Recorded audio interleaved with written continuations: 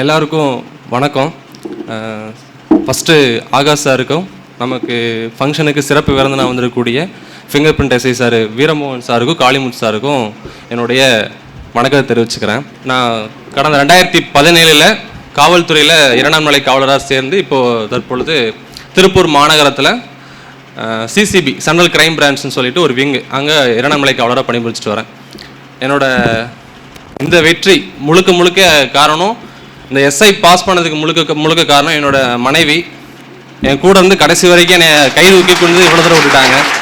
அதுக்கடுத்து நான் இந்த கவர்மெண்ட் வேலைக்கு வர்றதுக்கு, இந்த போலீஸ்க்காவோ இல்லை கவர்மெண்ட் வேலைக்கு வர்றதுக்கு முக்கிய காரணம் என்னோட அப்பா, என்னோட அம்மா.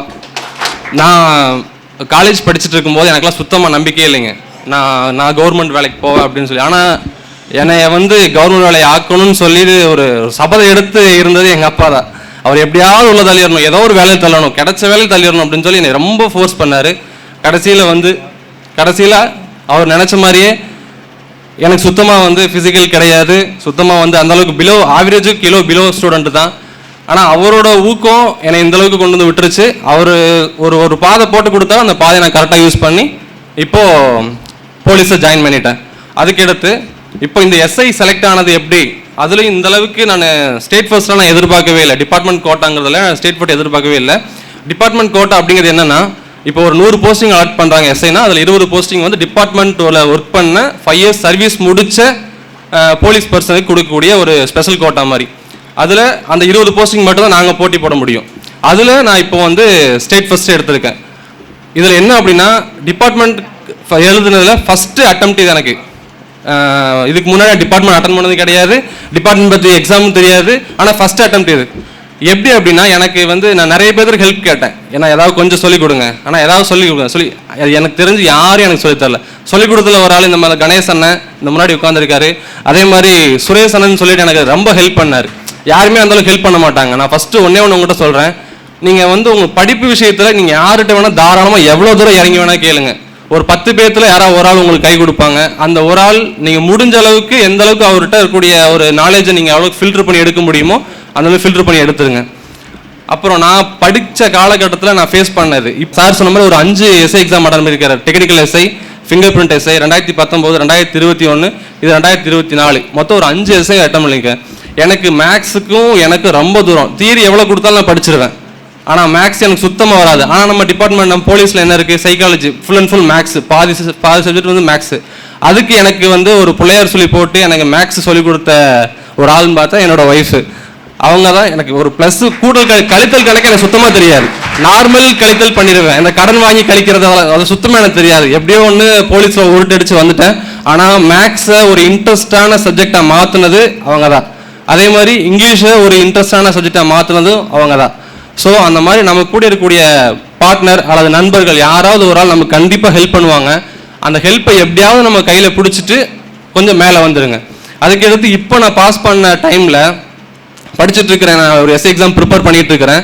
அப்போது என் கண்ணு முன்னாடி ஒரு எஸ்ஐ மேடம் மறுபடியும் சொல்லிட்டு போகிறாங்க, இந்த பையன் இப்போவும் ஃபெயில் ஆயிடுவான். என் ஃபேஸ் முன்னாடி சொல்லிட்டு போகிறாங்க.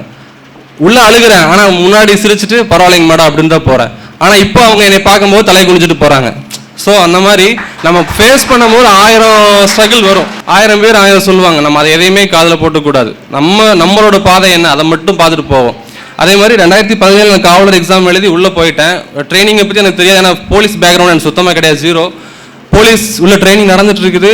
அப்போ ஃபஸ்ட்டு டெஸ்ட்டு உள்ள இண்டோர் டெஸ்ட்டுன்னு ஒன்று வைக்கிறாங்க, அங்கே லா ஃபுல்லாக வைப்பாங்க. அந்த லா டெஸ்ட்டில் ஒரு நல்ல மார்க் எடுக்கிறேன், ஒரு ஃபஸ்ட்டு செகண்ட் மார்க் எடுக்கிறேன். அப்போ ஒரே ஒரு டைரக்டர் எஸ்ஐ நல்லா பண்ணுறப்பான்னு ஒரு தட்டி கொடுத்துட்டு போனார். அவரோட பேரை காப்பாற்றணும் அப்படிங்கிறதுக்காக வாரம் நடக்கக்கூடிய எல்லா டெஸ்ட்லையும் நல்லா பண்ணி கடைசியில் நான் PRS கோல்டு மெடல் எடுத்து வந்தேன். ஸோ அவர் சொன்ன அந்த ஒரு வார்த்தையை காப்பாற்றணும் அப்படிங்கிறதுக்காக. போலீஸ் ட்ரைனிங் வேறு, அந்த நம்ம டானாகரன் படத்தில் வர மாதிரி தான். அது அந்தளவுக்கு இருக்காது, ஆனால் ஒரு 80% அந்தளவுக்கு ரொம்ப டார்ச்சர் இருக்கும், தூங்க முடியாது எல்லாமே. அதில் ஞாயிற்றுக்கிழமை ஆனால் ஒரு ஹாஃப் டே கொஞ்சம் ஃப்ரீயாக விடுவாங்க. ஆனால் ஹாஃப் டேல பார்த்தா ஸ்குவாடு ஃபுல்லாக படுத்துருப்பாங்க, 25 பேர் நல்லா படுத்துருப்பாங்க. நான் ஒரு ஆள் உட்காந்து புக் வச்சுட்டு இருப்பேன். அப்போ எனக்கு தோணும், நம்ம மட்டும் எதுக்கு இவ்வளோ கஷ்டப்படணும், நம்மளும் ஜாலியாக ஒரு ஹாஃப் டே நல்லா தூங்கி எந்திரிக்கலாமே அப்படின்னு சொல்லிட்டு. ஆனால் அந்த எஸ்ஐ சார் சொன்ன ஒரு வார்த்தை, கீப் இட் அப் தம்பி, நல்லா பண்ணுறீங்க, அந்த வார்த்தை எப்படியா நம்ம காப்பாற்றணுமே, எப்படியா கேரி பண்ணி கொண்டு போகணுமே அப்படிங்கிற அந்த ஒரு எண்ணம். ஆனால் நான் ஃபஸ்ட்டு எடுப்பேன் அப்படிங்கிற எண்ணம்லாம் எனக்கு கிடையாது. மொத்தத்தில் வந்து அவர் சொன்ன வார்த்தையை காப்பாற்றணும் அப்படின்னு சொல்லி நான் அந்த படிப்பை மட்டும்தான் நான் படிச்சுட்டு ஒழிஞ்சு நான் வந்து அந்த ஃபர்ஸ்ட் மார்க் எடுக்கணும், அந்த கோல்டு மெடல் வாங்கணும், அதெல்லாம் எனக்கு என்னமே கிடையாது. ஆனால் என்னோட ரிசல்ட் வந்து அந்த கோல்டு மெடல் எனக்கு கிடச்சிச்சு. ஒரு ஒரு என்னோட பேரண்ட்ஸ்க்கு வந்து ஒரு மிகப்பெரிய ப்ரௌடாக எனக்கு அமைஞ்சது. அதை நான் எதிர்பார்க்கவே இல்லை. அதே மாதிரி தான் இந்த டிபார்ட்மெண்ட் எக்ஸாமும் வந்து எழுத ஆரம்பித்தேன். இதுக்கு முன்னாடி நான் எழுதின 2022 எக்ஸாமில் எனக்கு half mark, open quota half மார்க்கில் தான் போயிடுச்சு. அதுக்கடுத்து நம்ம யோசிச்சு பார்த்தேன், சரி டிபார்ட்மெண்ட்டுக்கு நம்ம எலிஜிபிள் ஆகிட்டோம், ஓப்பன் கோட்டாக்கு எலிஜிபிள் ஆகிட்டோம். ரெண்டுமே எக்ஸாம் கால்ஃபர் வந்துச்சு, அட்டன் பண்ணுறேன். 2 எக்ஸாம்லேயும் பாஸ். நான் ஓப்பன் கோட்டாலையும் கிளியர் பண்ணுறேன், டிபார்ட்மெண்ட் கோட்டாலையும் கிளியர் பண்ணுறேன். டிபார்ட்மெண்ட் கோட்டாவில் ஸ்டேட் செகண்ட் மார்க் எடுக்கிறேன்.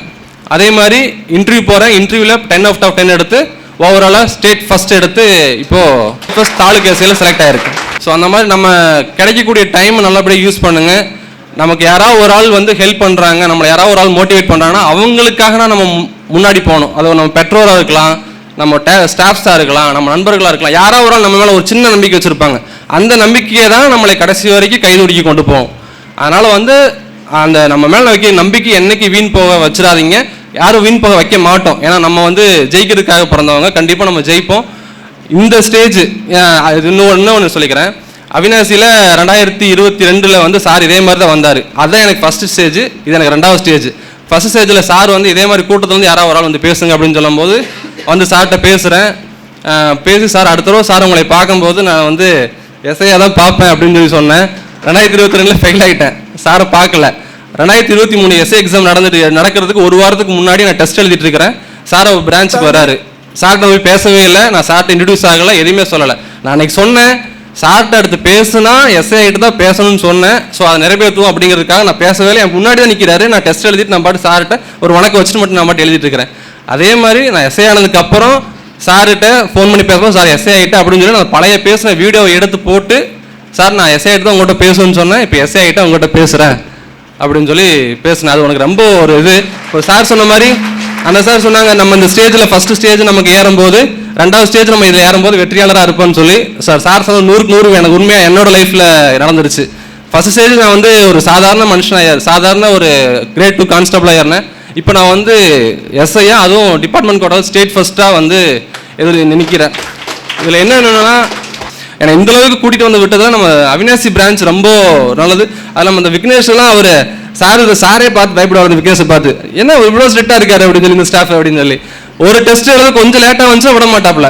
இல்லை சார் நீங்கள் நாளைக்கு வாங்க, இல்லை சார் டெஸ்ட் கொடுக்க விடான்ட்டாங்க அப்படின்னு அவரை கெஞ்சி கூத்தாடி ஒரு 6 மணி 6:30 7 மணி வரைக்கும் உட்காந்து எழுதி அதுக்கப்புறம் பண்ணேன். ரொம்ப ஹெல்ப் பண்ணாங்க, கடைசி வரைக்கும் வந்து விட்டாங்க. இப்போ நேற்றுலேருந்து 3 சார் கம்பல்சரி நீங்கள் வரணும்னு சொல்லி. ஸோ நம்ம வந்து அடையாளமே தெரியாமல் உள்ளே போய் இருக்கும்போது நம்மளை ஒரு அடையாளப்படுத்தி நம்ம அந்த அடையாளத்தில் மூலியமாக நம்ம வந்து 4 பேர் தெரியும் போது வந்து அதில் கிடைக்கக்கூடிய சந்தோஷம் வந்து ஒரு மிகப்பெரிய சந்தோஷம். அது எனக்கு கிடைச்சிருக்கு. கண்டிப்பாக இங்கே கூட எல்லாத்துக்குமே வந்து கிடைக்கும்.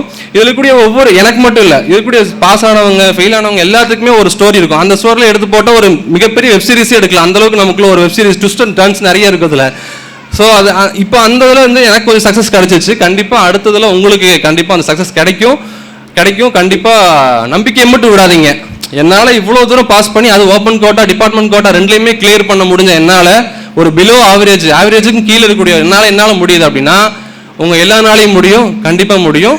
முயற்சி மட்டும் விடாதீங்க. ரொம்ப நன்றி.